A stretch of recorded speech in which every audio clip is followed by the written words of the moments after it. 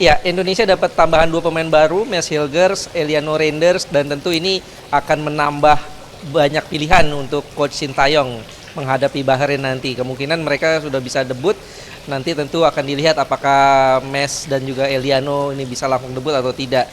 Kalau mereka bisa debut dan ini langsung bisa chemistry-nya dapat dengan rekan-rekan yang lain, saya pikir kondisi kita akan lebih baik dan untuk bisa minimal dapat 1 poin ini sangat terbuka lebar ya, karena memang kalau dari segi head to head 7 kali pertemuan sebelumnya Indonesia hanya 2 kali menang, salah satunya di Piala Asia 2007 di GBK, eranya Bambang Pamungkas saat itu.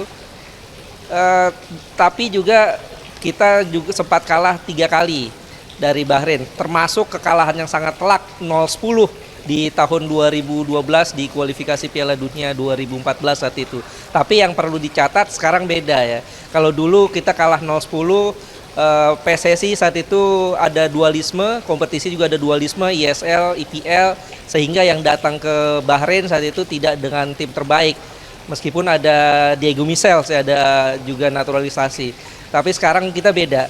Secara ranking memang jauh, Indonesia 129, Bahrain di 76, tapi ranking bisa dibilang tidak terlalu menggambarkan semuanya ya.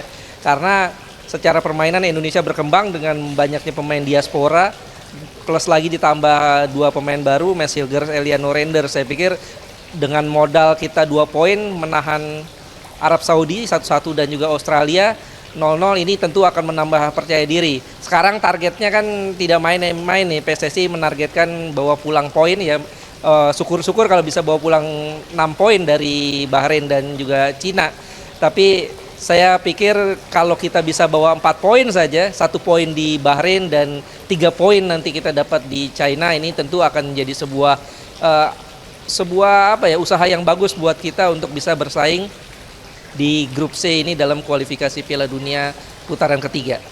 Iya, yang perlu diwaspadai adalah teror penonton ya. Kita lihat bagaimana mereka penontonnya itu sangat fanatik sekali saat menghadapi Jepang di bulan kemarin. Mereka ada laser ya, ada laser yang menyerang mata para pemain Jepang saat itu. Tapi kita lihat, kita mesti berguru dengan Jepang. Jepang diteror sedemikian rupa, para pemainnya tidak gentar dan mereka bisa menang dengan skor telak 5-0 saat itu. Ya, kita perlu belajar. Pemain-pemain kita mudah-mudahan, pemain-pemain kita kan dibilang oleh coach Bahrain sendiri ini skuad internasional ya. Mudah-mudahan dengan skuad internasional yang kita punya ini tidak terpengaruh dengan gangguan-gangguan laser atau gangguan-gangguan cywar dari publik Bahrain ya. Ini yang perlu dikhawatirkan dan juga mereka bermain cukup kolektif.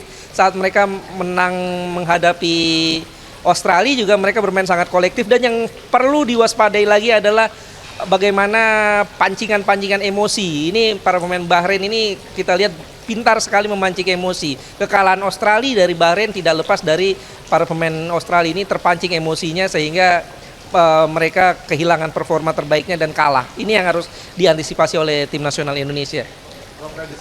Ya, apakah itu 1-1 atau 0-0 ya, karena walaupun kita pertahanan solid dan juga tengah solid, tapi kita masih ada satu kelemahan, kita masih terlalu banyak membuang peluang atau kita masih terlalu banyak passing-passingnya dari sepertiga akhir ini masih kurang, sehingga banyak sekali peluang-peluang yang seharusnya bisa menjadi kesempatan kita ini tidak bisa dimanfaatkan. Ini yang masih PR besar buat Coach Sintayong, karena kita tidak punya the real striker ya, masih perlu mencari striker yang betul-betul tajam, yang betul-betul bisa menjadi goal getter buat timnas Indonesia. Kalau untuk posisi nanti utama di depan, tengah, belakang kira-kira siapa? Ya, Martin Pas kabarnya sudah datang, tapi memang kondisinya masih 50-50. Tapi kalau saya nilai dia bisa jadi akan tetap tampil ya, karena cederanya juga cedera ringan. Kemungkinan formasinya akan pakai 3-4-3 lagi. 3 di belakang ini bisa jadi Mes Hilgers, 1 mungkin J.I. Jazz ya. Nah, 1 lagi nih yang tanda tanya, apakah Jordi Amat atau Rizky Ridho. Nah, sementara di 4 di tengah, tentu di kanan ini Sandy Walsh, di kiri Calvin Verdong. Nah, di tengahnya ini kemungkinan besar Tom Hai dengan Nathan. atau jika bukan Nathan ini Ivar Gerner.